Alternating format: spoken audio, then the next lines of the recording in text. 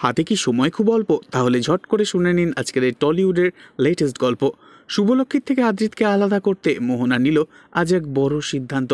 হ্যাঁ বন্ধুরা, আজকের এই টলিউডের লেটেস্ট আপডেটে দেখতে পাওয়া যায় বাড়িতে আদ্রিতের মেজ কাকিমণি ভীষণই মন খারাপ করে আদ্রিতের ঠাম্মিকে বলছে, বাড়িতে গোপাল প্রতিষ্ঠার সময় এভাবে শুভর শাড়ির আঁচলে আগুন লাগলো, এটা তো ঘোর অমঙ্গলের লক্ষণ মা।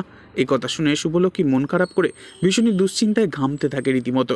তখন ঠাম্মি রেগে গিয়ে বলে, আচ্ছা মেজ বৌমা, তোমার কি কখনো বুদ্ধিশুদ্ধি হবে না? মেয়েটা মা হতে চলেছে, ওর সামনে এসব কথা তোমার না বললেই নয়। অন্যদিকে দেখা যায় মোহনা আজ আদ্রিতকে বলছে, আমার গর্ভে যে সন্তান আসছে সে কি তোমার না? কি পরিচয় দেবো এবার আমি ওকে? আয়ান, তুমি ওর প্রতি এতটা নির্মম কি করে হতে পারছো? কই আমি তো হচ্ছি না। মোহনার এই সমস্ত কথাতে ভীষণই আঘাত পায় মনে মনে আদ্রিত।